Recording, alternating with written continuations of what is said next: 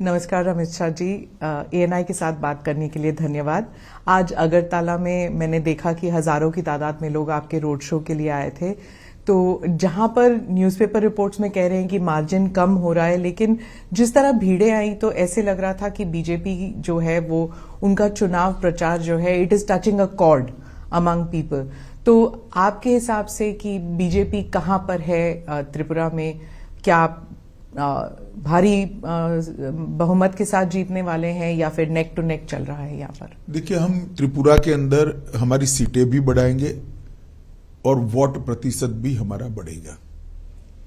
और इसका सबसे बड़ा परिचायक है कि यहां पर जिस कांग्रेस पार्टी के ऑर्गेनाइजेशनल कैडर के सैकड़ों लोगों की हत्या कम्युनिस्ट शासन में हो गई थी, वो कांग्रेस पार्टी ने बहुत कम सीटें लेकर कम्युनिस्टों के साथ समाधान किया है। और जो कम्युनिस्ट पार्टी कभी त्रिपुरा में किसी के साथ नहीं जाती थी, वो कम्युनिस्ट पार्टी ने भी कांग्रेस के साथ समाधान किया है। इसका मतलब है वो दोनों ये बात को स्वीकार कर चुके हैं कि हम अकेले भारतीय जनता पार्टी को नहीं हरा सकते। और ये हमारे लिए बहुत अच्छी पोजीशन है। मैं मानता हूं कि हम त्रिपुरा में हम अब तक का हमारा सबसे अच्छा परिणाम इस बार लेकर आएंगे। तो ये अगर गठबंधन तय है, तो जब गठबंधन इस तरह बन रहा है कि कांग्रेस, लेफ्ट पार्टीज, मतलब everybody get together to defeat BJP, ये एक सोची समझी अगर रणनीति है, तो क्या ये आप समझते हैं इसके लिए एक it's a big challenge for the BJP? देखिए, आप पत्रकार हैं इसलिए इस तरह से सोच रही है स्मिता जी। मैं मेरी पार्टी का कार्यकर्ता हूं, मैं इसको अलग दृष्टिकोण से देखता हूं। मेरी पार्टी को इससे आत्मविश्वास बढ़ना चाहिए, क्योंकि हम इतने ताकतवर हो गए हैं कि कोई अकेला लड़ना नहीं चाहता। अगर ताकतवर हुए हैं तो हमने एक आत्मविश्वास के साथ जनता के बीच में जाना चाहिए और हमने 5 साल में जो करा है वो बताना चाहिए। जो हमने बताया अब तक के चुनाव परिणाम के अंदर, मैंने 4 रैलियां करी हैं, 3 रोड शो करे हैं। मैं आपको बताता हूं कि आज का रोड शो का जो दृश्य मैंने देखा है, मैं कई बार त्रिपुरा आया, पार्टी अध्यक्ष के नाते भी आया हूं, कैंपेन में भी आया हूं, गृह मंत्री के नाते भी आया हूं और चुनाव के बगैर भी आया हूं, मगर ऐसा दृश्य मैंने मेरे जीवन में नहीं देखा। जी, वो मैंने देखा, भीड़ बहुत थी। लेकिन जो त्रिपुरा के जो लोग हैं वो अक्सर कहते हैं कि जो लोगों की जो सोच है वो सेंटर लेफ्ट है ज्यादातर। लेकिन पिछले इलेक्शन में आपने चलो पलटाई का जो नारा दिया था, उसके बाद क्या आपको लगता है कि विश्वास अभी भी लोगों का आपकी पार्टी पर है? देखिए, चलो पलटाई का नारा आप सरसरी तौर पर देख रहे हैं। हमने सरकार बदलने के लिए चलो पलटाई नहीं कहा था, मुख्यमंत्री बदलने के लिए चलो पलटाई नहीं कहा था, या पार्टी इन पावर बदलने के लिए चलो पलटाई नहीं किया। हमने चलो पलटाई का नारा त्रिपुरा की स्थिति बदलने के लिए दिया था और आज हमने स्थिति को बदला है। जैसे मैं आपको बताता हूं, आमतौर पर सरकारी कर्मचारियों के लिए वामपंथी दलों से बहुत सारी अपेक्षाएं होती हैं। यहां पर कई सालों से वामपंथी दल सरकार में था, 5वां पे कमीशन इनको तनख्वाह में दिया जाता था। हमने आने के बाद 7वें पे कमीशन को देने का काम किया और बजट भी अच्छे करे हैं, फिस्कल डेफिसिट बढ़ाए बगैर, तो रेवेन्यू जनरेट हुई। इसके साथ साथ हमने हिंसा को समाप्त करने का वादा किया था और हमने हिंसा को समाप्त किया है। हमने नशे के कारोबार को, जो बांग्लादेश से सीमाओं से आता है, उसको रोकने का वादा किया था। आज मैं आत्मविश्वास के साथ कह सकता हूं, हमने त्रिपुरा के अंदर नशे के कारोबार पर बड़ी कठोरता से नकेल कसी है और इसका जनता में एक अच्छा मैसेज है। और हम इस बार नारा लेकर आए हैं, त्रिपुरा शांत हो चुका है, त्रिपुरा में अब वायलेंस नहीं है, अब त्रिपुरा को समृद्ध बनाने का समय आया है। मोदी जी और माणिक शाह की ये डबल इंजन की सरकार ने वो वादे को पूरा करने के लिए भी अब तक बहुत कुछ किया है। पहले विप्लव देव जी ने किया, अब माणिक शाह जी कर रहे हैं। और मोदी जी का जो केंद्र से गरीब कल्याण का थ्रस्ट है, वो गांव तक परकोलेट हुआ है। माणिक जी और विप्लव जी को आपने जो चेंज किया, उससे एक इमेज भी जाता है कि कंट्रोल सब दिल्ली से होता है। अब आप इसकी व्याख्या इस तरह से कर सकती है, परंतु ये पार्टी का सिस्टम है और कंट्रोल करने के लिए कोई बदलाव नहीं होता है। किसी भी कार्यकर्ता का ज्यादा उपयोग करने के लिए बदलाव होता है। तो कभी न कभी कोई राज्य से सेंटर में आता ही है। आज हमने विप्लव देव जी को राज्यसभा का मेंबर बनाया है, हरियाणा जैसे महत्वपूर्ण राज्य का प्रभारी बनाया है जो दिल्ली के मुहाने पर है, और इसके साथ साथ राष्ट्रीय मंत्री भी बनाया है। तो वो केंद्र की राजनीति में अपना अच्छे से योगदान दे रहे हैं। त्रिपुरा की राजनीति में भी माणिक साह जी के साथ रहकर उनको सहायता कर रहे हैं जी। तो इसको कोई इस प्रकार के दृष्टिकोण से देखने की जरूरत नहीं है। अखिल भारतीय पार्टियों को जब राष्ट्रीय स्तर पर कार्यकर्ताओं की जरूरत होती है तो स्वाभाविक रूप से कार्यकर्ता को सेंटर पॉलिटिक्स में ले जाते हैं। मैं मानता हूं ये प्रमोशन है, इसको और कोई दृष्टि से नहीं देखना जी। प्रद्युत जी जो है वो तिपरा मोथा की तरफ से वो बहुत किंग मेकर जैसे उनका इमेज बन गया है कि अगर हंग असेंबली होते हैं तो वो किंग मेकर बनेंगे। मीडिया भी उनकी तरफ क्यूरियोसिटी हंग बननी ही नहीं है, फिर क्या है कोई इस विषय का चर्चा करे। हंग नहीं बननी है, पूर्ण बहुमत के साथ भारतीय जनता पार्टी की सरकार काउंटिंग के दिन आप देख लीजिएगा 12 बजे के पहले क्योंकि यहाँ कॉन्स्टिट्यूएंसियां छोटी हैं, 12 बजे के पहले पूर्ण बहुमत से भारतीय जनता पार्टी की सरकार बन जाएगी। उत्तर पूर्वी राज्यों में 2 और राज्यों में चुनाव हो रहे हैं। आपके हिसाब से उन दोनों राज्यों में भी क्या ऐसे मुद्दे हैं जो आपको what you think is important? देखिए, समग्र उत्तर पूर्व के अंदर नरेंद्र मोदी जी के प्रधानमंत्री बनने के बाद हमने उत्तर पूर्व को बदलने के लिए बहुत कुछ किया है। सबसे पहले उत्तर पूर्व के अंदर आज शांति है। कई सारे उग्रवादी संगठन थे, कई सारे उग्रवादी संगठनों के साथ हमने समझौता किया है। बोडोलैंड का समझौता हुआ, आरबी जनजातियों के साथ समझौता हो गया हमारा। यहां पर त्रिपुरा में ब्रू और रियांग अमानवीय तरीके से 40,000 परिवार 25 साल से ज्यादा समय से रहते थे, उनको सेटल कर बसाया गया। यहां पर भी NLFT के साथ समझौता किया गया। लगभग 8,000 से ज्यादा आर्म्ड कैडरों ने आत्मसमर्पण कर मेन स्ट्रीम में आना पसंद किया है। तो जो उत्तर पूर्व को पहले ब्लॉकेड, बम धमाके, इंसर्जेंसी के लिए जाना जाता था, आज इसकी जगह वहां रोड बन रहे हैं। सभी राज्यों में रेल पहुंचने को आई है, सभी राज्यों में एयरपोर्ट्स दिए गए हैं। जहां एक एयरपोर्ट था वहां त्रिपुरा जैसे राज्य में दूसरा भी हम बना रहे हैं। तो ढेर सारा विकास का काम नॉर्थ ईस्ट को इससे विकास से युक्त बनाने का काम प्रधानमंत्री जी ने कहा है। और 8 साल के कम समय के अंतराल में प्रधानमंत्री जी स्वयं 51 बार नॉर्थ ईस्ट आए, 51 टाइम। आजादी से अब तक किसी भी प्रधानमंत्री की फ्रीक्वेंसी नहीं रही है, और हर 15 दिन में एक केंद्रीय मंत्री को कंपलसरी यहां आना है। इसके साथ साथ कोरोना के समय से जो परंपरा शुरू हुई है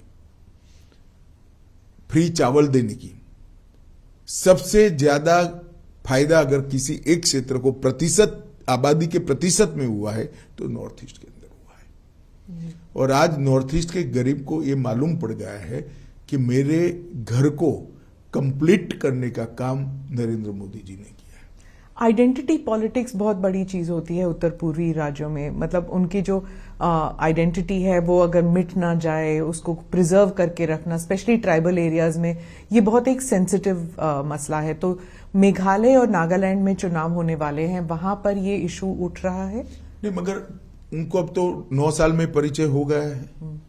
मीडिया जो हमारे लिए अफवाहें फैलाता था कि हम आएंगे तो आपकी आइडेंटिटी चली जाएगी, आपकी भाषाएं चली जाएगी, उल्टा मोदी जी के आने के बाद लोकल लैंग्वेजेस और स्ट्रेंथी हो गई और मजबूत हो गई। अब प्राथमिक शिक्षा स्थानीय भाषाओं में होने लगी है। और इतना ही नहीं, कई सारी बोलियां, जैसे मणिपुरी है, जैसे यहाँ की बोली है, त्रिपुरा की, कई सारी बोलियों में भी शिक्षा का प्रचार प्रसार बढ़ने लगा है। बोडोलैंड में भी उनकी भाषा में प्राथमिक शिक्षा होने लगी है। तो उनकी आइडेंटिटी को और मुखर कर मजबूत करने का काम भारतीय जनता पार्टी की सरकार ने किया। एक भी राष्ट्रीय पर्व ऐसा नहीं है जिसमें नॉर्थ ईस्ट के कलाकारों ने दिल्ली के प्लेटफॉर्म पर परफॉर्म नहीं किया है। उनके लिए देश भर के अंदर स्वीकृति बढ़ी है। नरेंद्र मोदी जी के लिए कई पत्रकार एनालिसिस करते करते आर्टिकल लिखते हैं तो मैं पढ़ता हूं कि भाई नरेंद्र भाई ने रोड कनेक्टिविटी बढ़ा दी, नरेंद्र भाई ने एयर कनेक्टिविटी बढ़ा दी, नरेंद्र भाई ने रेलवे से उत्तर पूर्व को जोड़ दिया। ये तो किया ही है प्रधानमंत्री जी ने, मगर प्रधानमंत्री जी ने सबसे बड़ा काम अगर किया है तो उत्तर पूर्व और बाकी के भारत के हिस्सों के बीच में जो मन की दूरी थी उसको समाप्त कर दिया है। आज उत्तर पूर्व के लोगों को मन से लगता है कि भारत के बाकी हिस्सों में हमारा सम्मान है, यहां भारत के लोगों का सम्मान होना चाहिए। नागालैंड में भी ईस्टर्न नागालैंड में कुछ लोगों ने उकसाकर इलेक्शन का बहिष्कार करने का ऐलान करवाया था। अभी एएनपीओ ने विड्रॉ कर लिया। उन्होंने कहा हमें मोदी जी पर भरोसा है। तो यही बताता है कि अब ये चीजें नहीं चलने वाली। तो वो जो अकॉर्ड है उसका अभी तक वो सुलझ नहीं पाया अभी तक। देखिए सुलझ नहीं पाया है। अकॉर्ड किस चीज के लिए होते हैं? अकॉर्ड हिंसा बंद करने के लिए होते। हिंसा तो बंद ही हो गई है, सीज फायर है ही, और इस पर डिस्कशन चल रहा है। जब उत्तर पूर्वी राज्यों में जब इलेक्शन होते हैं हमेशा जो ये बातें चलती हैं कि सीएए एनआरसी को लेके, लेकिन इस बार ये 3 राज्यों में चुनाव होने वाले हैं इस महीने और सीएए एनआरसी की बात ही नहीं उठ रही। आप भी नहीं उठा रहे और ऑपोजिशन भी नहीं उठा रही। नहीं, हमारा उठाने का सवाल ही नहीं है, क्योंकि यहां पर शेड्यूल 6 और इनर लाइन परमिट से प्रोटेक्टेड लगभग 80% से ज्यादा हिस्सा है, इसलिए इससे प्रभावित ही नहीं होता है। सर, जनजाति लोगों की जो समस्याएं हैं उनको किस तरह दूर किया हुआ है बीजेपी ने, और ऐसा आपको क्यों लगता है कि जो जनजातीय समुदाय है बीजेपी को वोट देगी इस बार? देखिए, मैं आपको बताता हूं, जनजातीय समुदाय की बहुत सारी दिक्कतें थी। एक तो मन से वो उनकी स्वीकृति चाहते थे। नरेंद्र मोदी जी ने बड़े प्यार से जनजातियों को गले लगाने का काम किया है। इतने सालों के बाद पहली बार कोई राष्ट्रपति जनजातीय समाज से बनी है। इतने सालों के बाद पहली बार जनजातीय गौरव दिवस भगवान बिरसा मुंडा की जन्मदिन के पर मनाया जा रहा है। इतने सालों के बाद 1857 से पहले से जिन जनजातीय स्वतंत्रता सेनानियों ने देश को स्वतंत्र कराने के लिए योगदान दिया, इसके 10 बड़े बड़े म्यूजियम 200 करोड़ की लागत से बनाए जा रहे हैं। एकलव्य स्कूल लगभग 300% बढ़ जाएंगे। तो ये बहुत बड़ी उपलब्धि है। उनको लगता है कि ये सरकार हमारे लिए सोच रही है। इसके साथ साथ देश भर के जो गरीबों को फायदा हुआ, वो पूरा फायदा जनजातीय समाज को किसी भी भेदभाव के बगैर मिला है। मैं स्पष्टता से कह सकता हूं, कांग्रेस के शासन में नहीं होता था। आज गरीबों को घर मिल रहा है, तो क्योंकि जनजातीय समाज में सबसे ज्यादा गरीबी थी, सबसे ज्यादा फायदा उनको हुआ है। घर में पानी पहुंच रहा है, उनके घर में बरोबर पहुंच रहा है। गैस का सिलेंडर मिला है, उनको भी मिल रहा है। 5 लाख तक का हेल्थ का कार्ड मिल रहा है, तो उनको भी मिल रहा है। मुफ्त चावल उनको भी मिल रहा है। ढेर सारी चीजें जो मोदी जी ने आम गरीबों के लिए की, इसका किसी भी भेदभाव के बगैर उसका फायदा जनजातियों को मिला है। और जनजाति को भी अब विकास का अनुभव होने लगा है कि हमें गुमराह कर कर, झगड़ा लगाकर हाथ में हथियार थमा दिए गए, मगर हमारा कल्याण नहीं हुआ, पीढ़ियां बर्बाद हो गई। आज शांति के कारण डेवलपमेंट संभव हुआ है। शांति के कारण जनजाति के बच्चों का शिक्षा समाप्त हुआ है, और शांति के कारण रोजगारी भी बढ़ी है।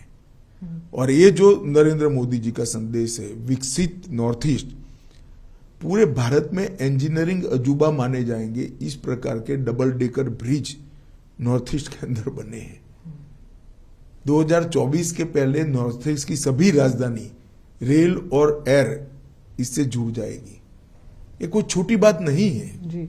आप मिलिटेंसी की बात करते हैं तो मैं अब दक्षिण की ओर रुख करती हूँ। आप सैटरडे को, शनिवार को आप कर्नाटका में थे और आपने पीएफआई की बात की कि बीजेपी की सरकार है जिसने पीएफआई को बैन किया, और थोड़ा सा उसमें विवादास्पद बयान ये भी था कि कांग्रेस जो है वो पीएफआई को उकसा रही थी।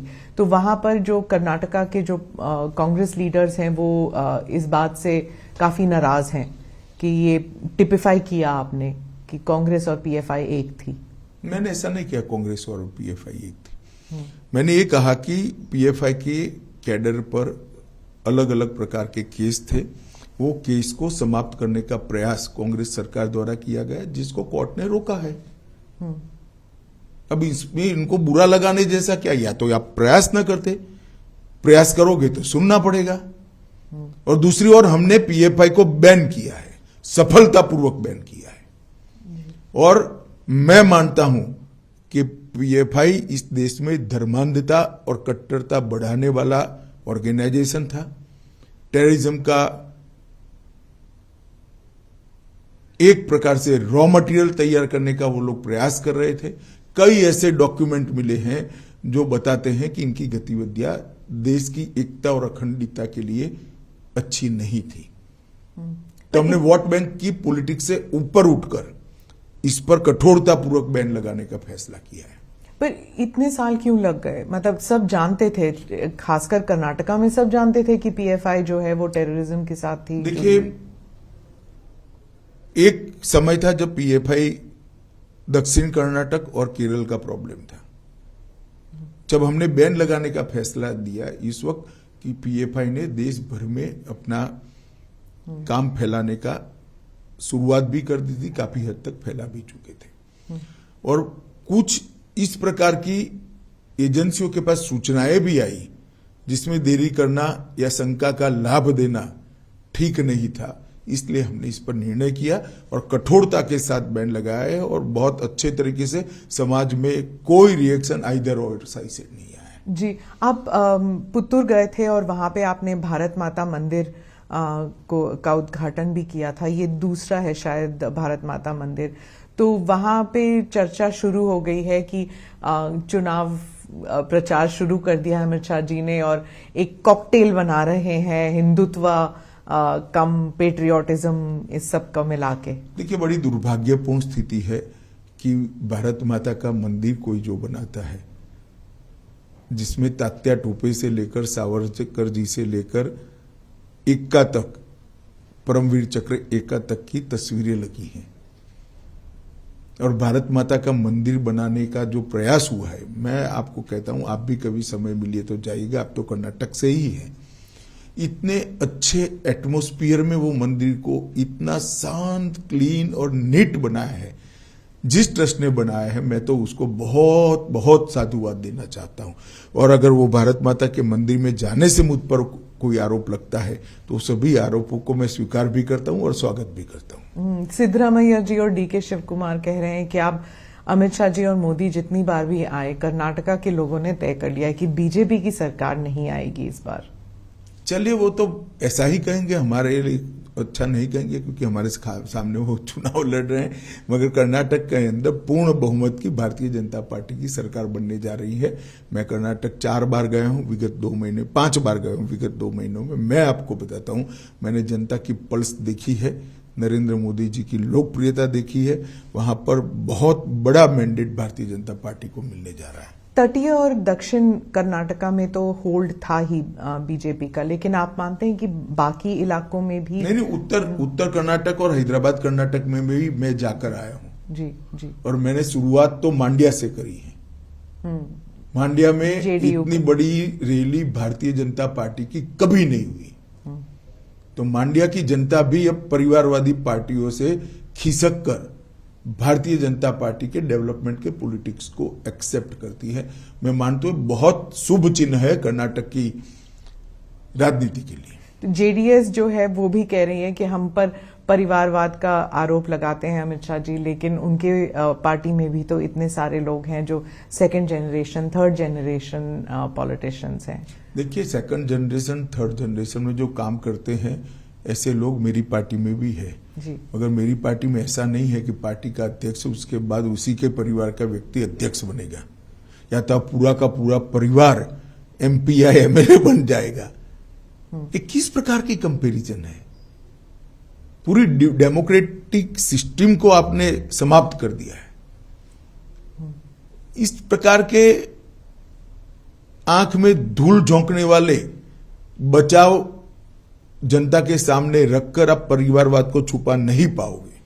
आपने कश्मीर के बारे में भी ये कहा था जब आर्टिकल 370 पे जब हमने इंटरव्यू किया था, तब उस वक्त भी आपने कहा था कि परिवारवाद जो है वो खत्म हो जाएगा, अब कश्मीर में नए नेता उभरेंगे। लेकिन अभी भी वहां पे अभी चुनाव ही कहां हुआ है, पर तैयारियां तो शुरू हो गई हैं। तो तैयारी तो करने का सबको अधिकार है। जनता का मैंडेट देखिएगा। अब ये जो पंच सरपंच चुनकर आए हैं, इसमें से ही नया नेतृत्व इमर्ज होगा, वहीं से कश्मीर के नेता निकलेंगे। सर, जहां पर आप ऑपोजिशन की पार्टीज पर परिवारवाद का आरोप लगाते हैं, वहीं कांग्रेस जो है अब आप पर, आपकी पार्टी पर, आप पर नहीं, आपकी पार्टी पर मित्रता का आरोप लगा रही है कि मित्र, बीजेपी के जो मित्र हैं, अडानी जी के बारे में कहा जाता है कि उनको सभी कॉन्ट्रैक्ट्स मिल रहे हैं और बीजेपी जो है उनका जो डिफेंस है वो इतना नहीं है, इतना स्ट्रांग नहीं है। अभी सुप्रीम कोर्ट ने केस का संज्ञान लिया है।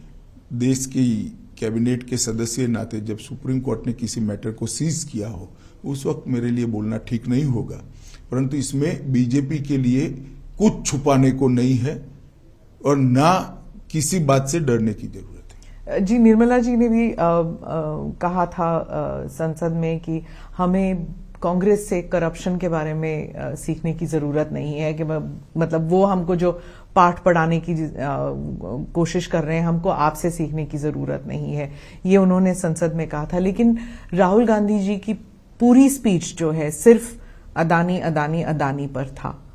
अब वो तो उनको क्या स्पीच देनी, उनको सोचना चाहिए। इनकी जो स्क्रिप्ट लिखते हैं इन लोगों को सोचना चाहिए, इसमें मैं कुछ नहीं कर सकता। क्योंकि वो कह रहे हैं कि जब उन्होंने भारत जोड़ो यात्रा की, वो कह रहे हैं कन्याकुमारी से लेके कश्मीर तक लोग यही कह रहे हैं कि बीजेपी जो है वो पहले एंटी करप्शन थी, लेकिन अब उनमें क्रोनी कैपिटलिज्म वाली बात शुरू हो गई है। सवाल ही पैदा नहीं होता। एक भी आरोप भारतीय जनता पार्टी पर आज तक कोई नहीं लगा पाया है।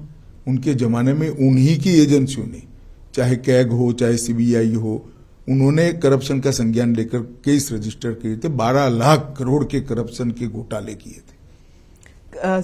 जो इदारे हैं, जो सिस्टम है, उनके बारे में भी कहा जाता है कि कांग्रेस कहती है कि बीजेपी ने सारे सिस्टम्स को अपने कब्जे में ले लिया, इसलिए कोई इंक्वायरी नहीं होगी, कोई इन्वेस्टिगेशन नहीं हो सकती। कोर्ट में जाए ना, कोर्ट में नहीं जाते हैं।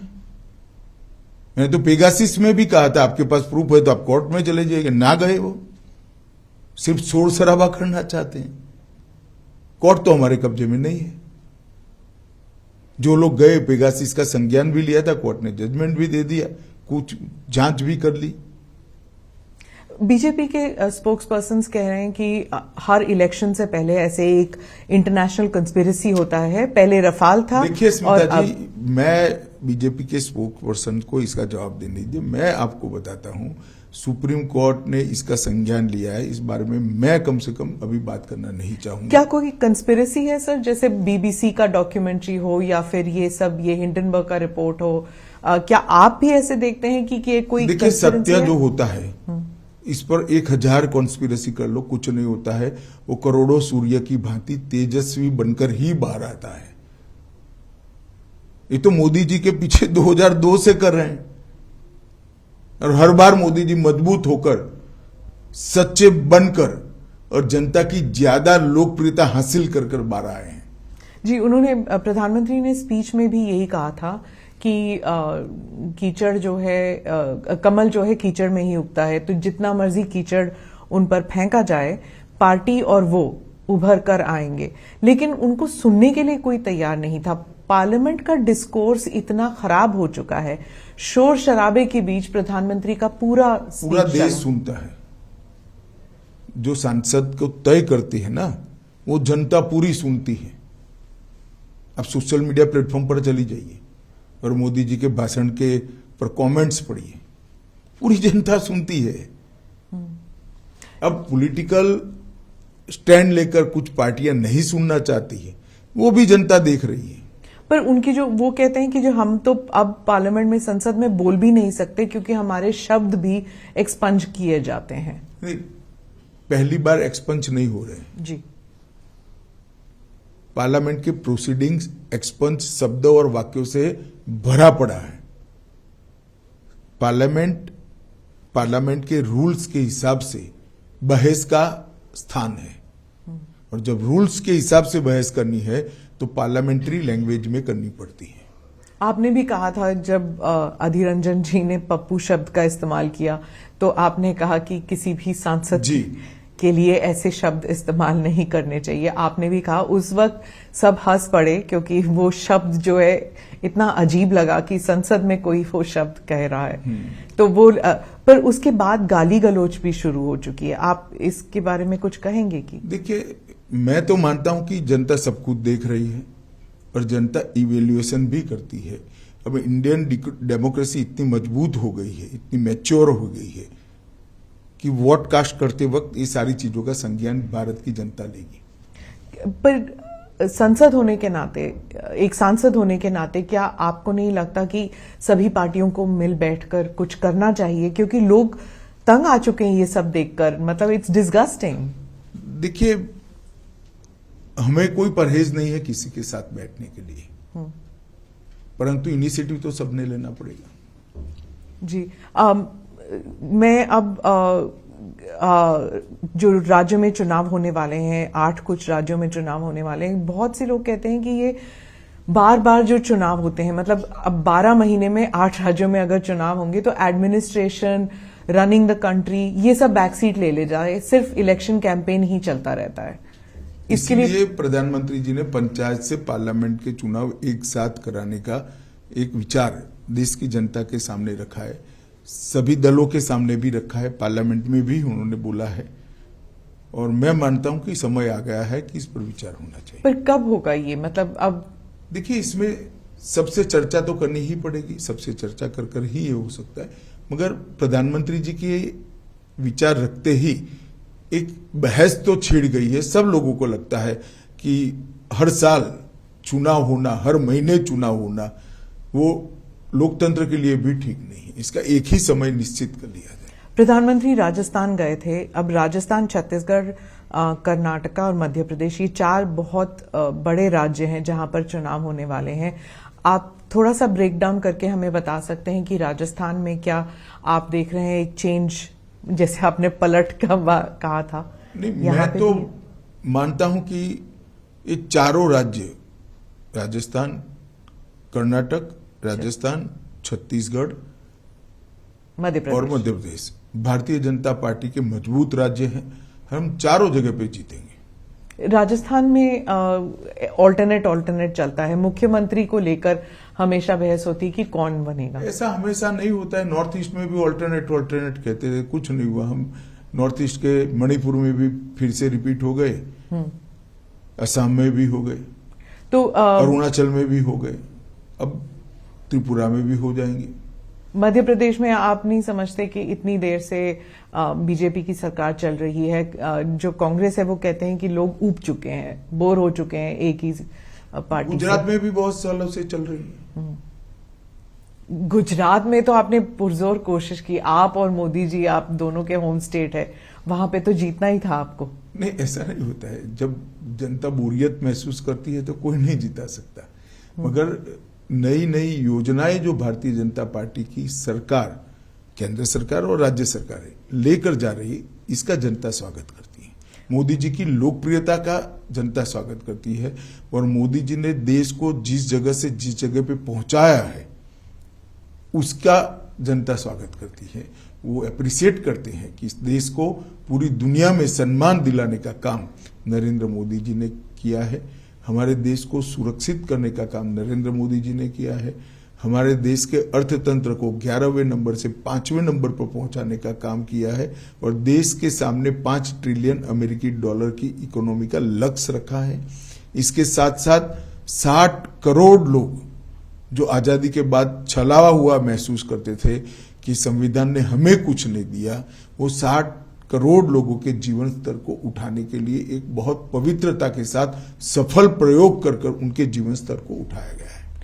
G20 जो चलने वाला है पूरे कंट्री में, you have so many events, इसके बारे में ये भी कहा जाता है कि जहां पर भारत को एक शोकेसिंग हो रही है, भारत के राज्यों की शोकेसिंग हो रही है, वहीं इसको एक इलेक्शन के तौर पर भी इस्तेमाल किया जाएगा, इलेक्शन प्रोपेगेंडा या इलेक्शन कैंपेन के तौर पर, क्योंकि मोदी जी की छवि को लेकर सब जगह बात होगी और वर्ल्ड लीडर्स जो हैं वो मोदी जी के साथ आएंगे, तो it will be use for domestic purpose also. नहीं तो क्यों ना हो।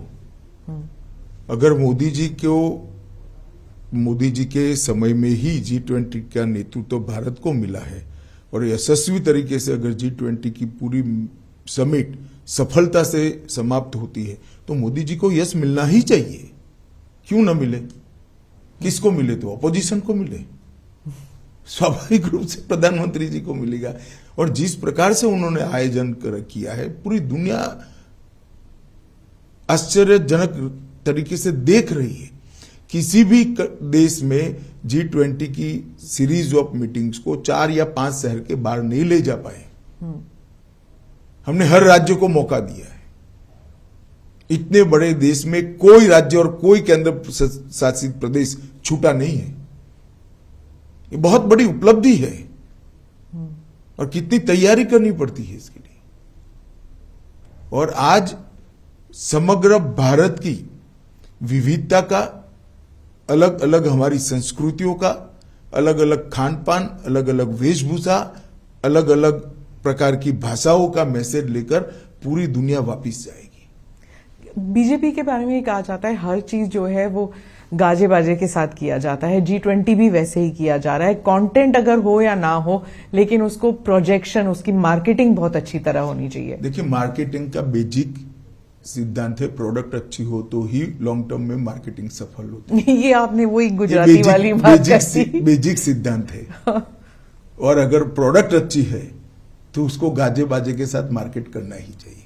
तो प्रधानमंत्री जी का जो काम है वो क्यों भारतीय जनता पार्टी का कार्यकर्ता गौरव के साथ देश और दुनिया के सामने न रखे।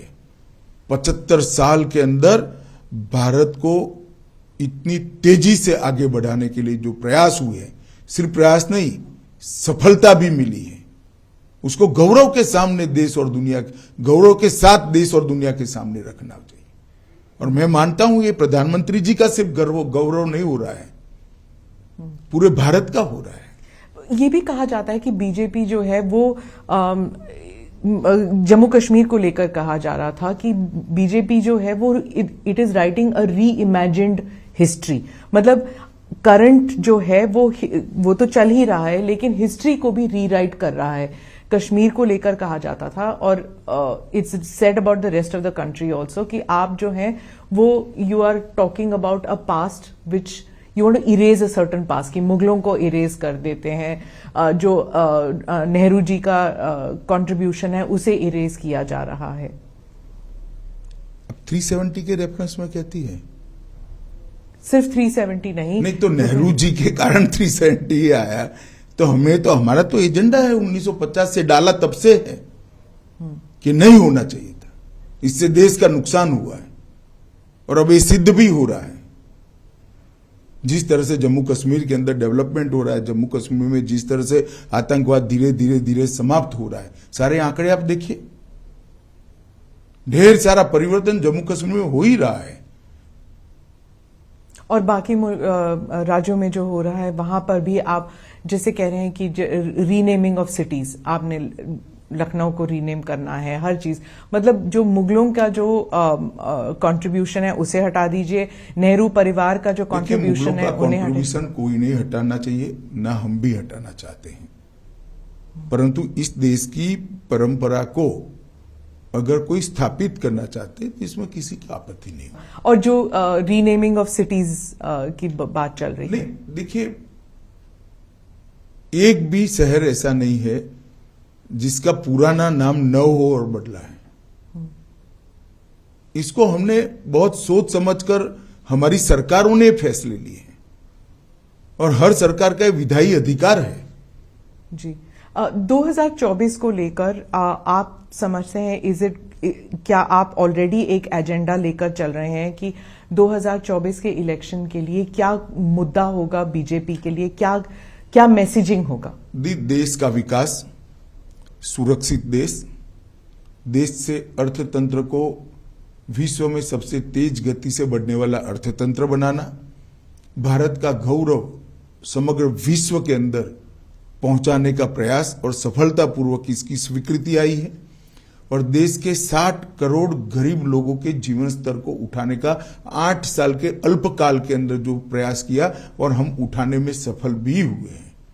और ढेर सारी सिद्धियां, रेलवे में आमूलचूल परिवर्तन हो रहा है, अंतरिक्ष के क्षेत्र में नई नीति बनकर आज हम अंतरिक्ष के क्षेत्र में भी लीडर बनने के लिए तैयारी कर रहे हैं, ड्रोन की पॉलिसी बनकर ड्रोन के क्षेत्र में भी हम आगे बढ़ रहे हैं, खदानों के क्षेत्र में भी बहुत सारी पॉलिसी हमने तय की है, इंडस्ट्रियल डेवलपमेंट के लिए मेक इन इंडिया को सफल बनाने के लिए, भारत समग्र विश्व में उत्पादन का हब बने, इसके लिए ढेर सारी नीतियां बनाकर इनमें सफलतापूर्वक प्रयास किया है। भारत की डिफेंस के क्षेत्र में विदेश पर की निर्भरता को 30% ये 8 साल के अंदर कम करना मैं मानता हूं बहुत बड़ी सिद्धि है। वामपंथी उग्रवाद लगभग समाप्ति के आरे पर है। जम्मू कश्मीर के अंदर आतंकवाद पर पूर्णतया हमारी एजेंसियों का कंट्रोल है, वर्चस्व है।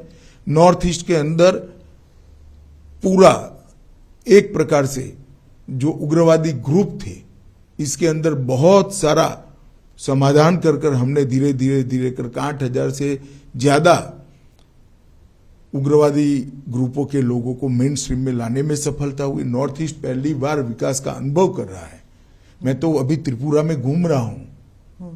आज भी एक मैं बहुत गरीब घर के अंदर भोजन करने के लिए गया था, उसने उसका टॉयलेट भी बताया, गैस का सिलेंडर भी बताया, घर में बिजली भी बताई और नल से आता हुआ पानी भी बताया और आयुष्मान भारत का कार्ड भी बताया। ये लाभार्थी स्कीम तो ये गरीब के घर में पहुंचा है सारा। और बाहरी धान का बड़ा प्लास्टिक का बोरा भरा पड़ा था। मैंने कहा माई क्या करोगी, धान को धीरे धीरे यूज करोगी कि ना, अब तो फ्री चावल मिलता है, इसको हम बेच लेंगे। सरकार धान खरीदती भी है, भाजपा की सरकार, इसको हम बेच देंगे और हमारा खाने का अनाज तो चावल तो मोदी जी भेज रहे हैं।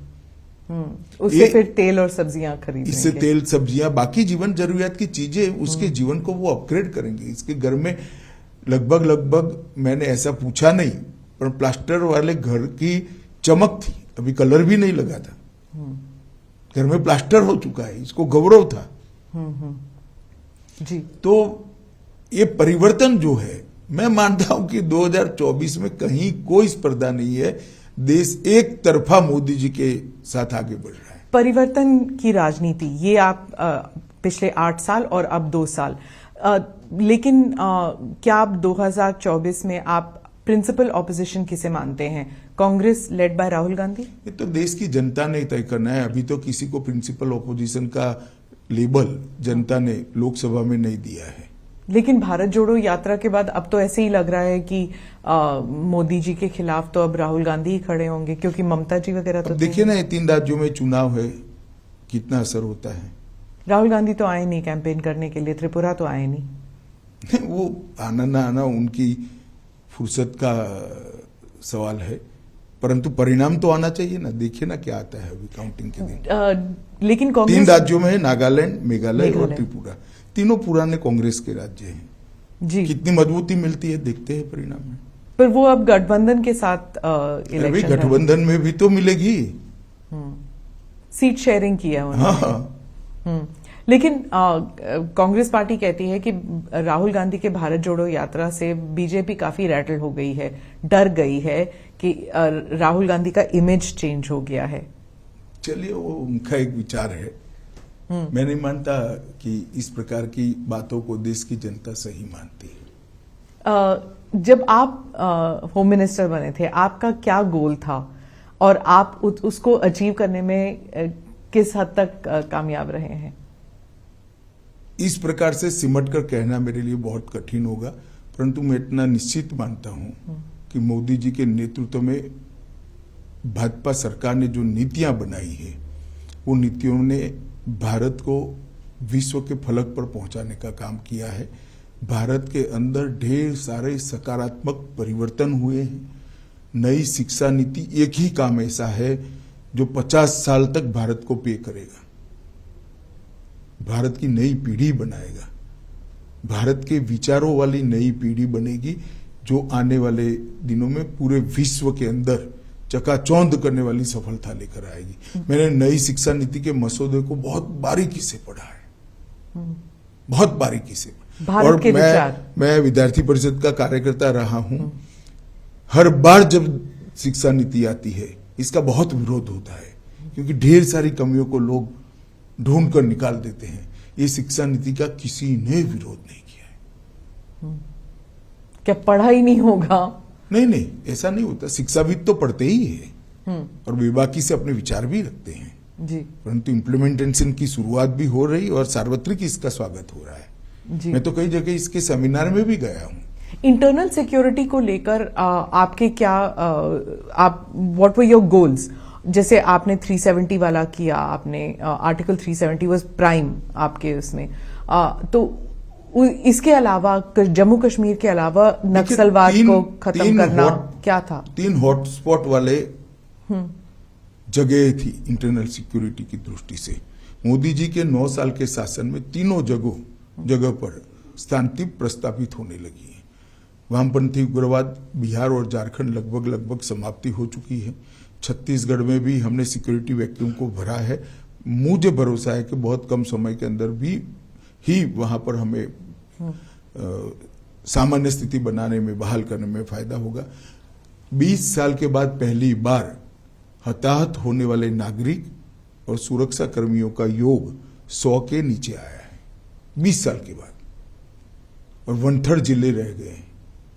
बहुत बड़ी उपलब्धि है। इसी तरह से जम्मू कश्मीर में भी टेररिज्म से रिलेटेड सभी प्रकार के आंकड़े, जब से टेररिज्म शुरू हुआ तब से लेकर आज तक सबसे अच्छी स्थिति में।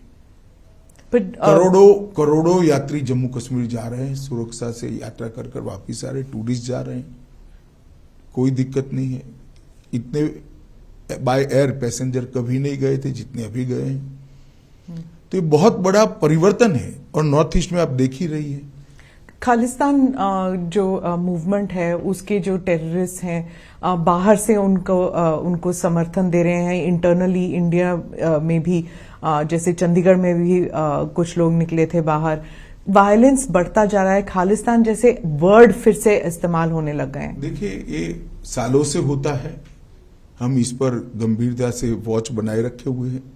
पंजाब सरकार से भी हमारी चर्चाएं होती है, सभी एजेंसियों का कोऑर्डिनेशन अच्छा है। मुझे विश्वास है कि हम इसको पनपने नहीं देंगे। क्या हम कनाडा, यूके इन सब से इंटरनल सिक्योरिटी को लेकर उनसे बात कर रहे हैं हम? देखिए स्मिता जी, इस प्रकार की बातों को सार्वजनिक रूप से प्रकट करना न नेशनल सिक्योरिटी के लिए अच्छा है, न गृह मंत्री के लिए अच्छा है। जी वो मैं समझती हूँ, लेकिन लोगों को डर जरूर लगता है कि फिर से 80 का दशक फिर से। हमारी क्रेडिबिलिटी है, किसी को डरने की जरूरत नहीं। जी आप राउंड अप अगर हम करें कि इंटरनल सिक्योरिटी के मामले में हम लोग जब आपकी सरकार आई 2014 से और अब तक सबसे एक खास उपलब्धि आप कौन सी मानेंगे? कहा ना, तीनों थिएटर के अंदर बहुत बड़ा बदलाव आया है। 8000 से ज्यादा इंसर्जेंसी ग्रुप के लोगों ने नॉर्थ ईस्ट अकेले में हथियार डाले हैं। ये आंकड़ा 22 साल के बाद 100 से कम हुआ है। जिले बहुत सारे मुक्त कर दिए गए। यहां से अब सफा 60% से ज्यादा क्षेत्र के अंदर उठा लिया गया है नॉर्थ ईस्ट में से। यही बताता है कि स्थिति अच्छी है। करोड़ों यात्री, टूरिस्ट और यात्री जम्मू कश्मीर का टूर कर दर्शन कर अमरनाथ का और वैष्णो देवी का सफलता से आनंद के साथ वापस। जम्मू कश्मीर में आपने कहा था कि स्टेटहुड वापस आएगा, आपने ये वादा किया था कि नहीं, मैंने बहुत स्पष्ट वादा किया था, एक चुनाव के बाद आएगा, और जम्मू कश्मीर के चुनाव। और जम्मू कश्मीर का चुनाव अभी आप नहीं कह सकते? नहीं, मैं नहीं कह सकता, मगर मतदाता सूची बनाने का काम अब लगभग समाप्ति पर है। फिर इलेक्शन कमीशन ने कॉल लेनी है।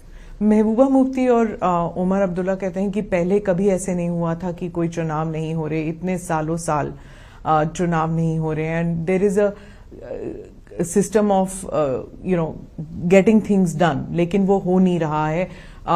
ऑर्डिनरी सिटीजन्स के घरों पर बुलडोजर चलने लग गए हैं, आर्बिट्ररी हो रहा है। देखिए,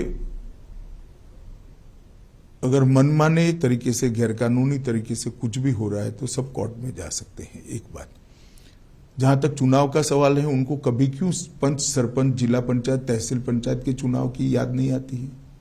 वो हमारे ही शासन में हुए हैं। 70 साल से आप लोगों ने नहीं करे थे। 3 परिवार अपना कब्जा बनाकर जम्मू कश्मीर में बैठे थे, और आज ये सारे चिल्ला रहे हैं। एक भी जगह घटना होने के बाद में फारूक साहब कश्मीर से इंग्लैंड चले गए थे। किसके समय में टेररिज्म बढ़ा? किसने बढ़ने दिया? इसका जवाब उनको देना चाहिए।